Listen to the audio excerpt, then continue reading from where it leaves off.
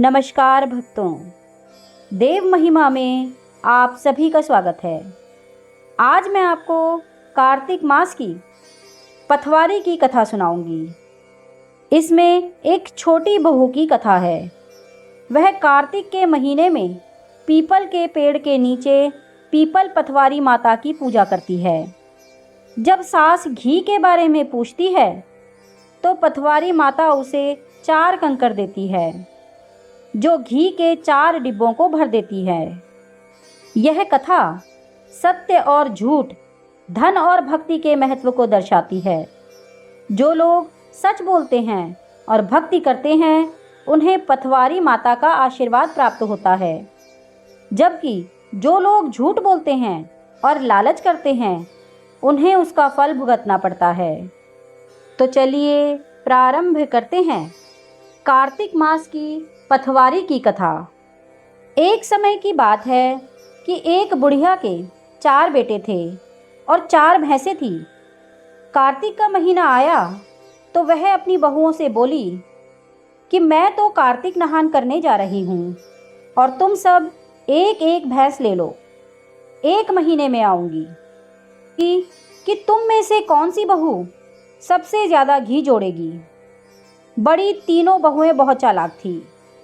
छोटी बहू को न तो दूध बिलोना आता था और ना ही घी निकालना।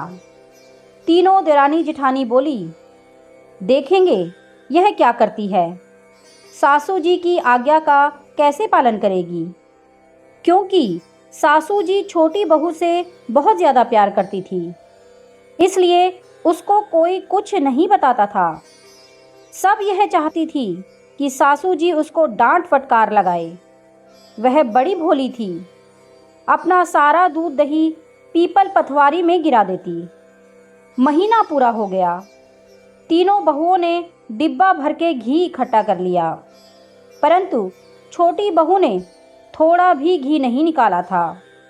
वह पथवारी माता से बोली कि मेरी सासू जी आएंगी तो मैं घी कहाँ से दूंगी।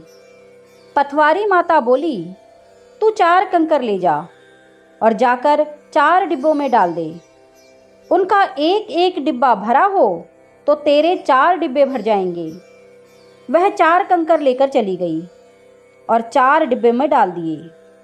उसके 4 डिब्बे भर गए। सासू माँ आई तो बोली, सब अपना अपना घी लेकर आओ, दिखाओ किसने कितना घी एकत्र किया है। तीनों जेठानी बड़ी खुशी खुशी अपने डिब्बे लेकर आई और बोली, अब सासू जी से छोटी बहू को डांट पड़ेगी।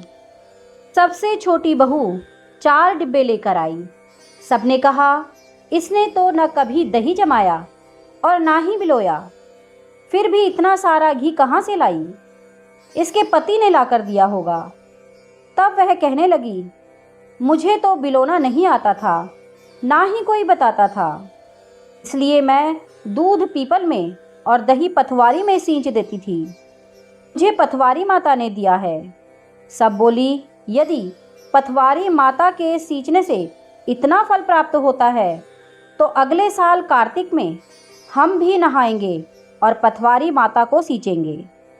तो भक्तों, आप सभी पर माता लक्ष्मी सहित भगवान श्री हरि विष्णु की कृपा बनी रहे और आप सभी का जीवन मंगलमय हो।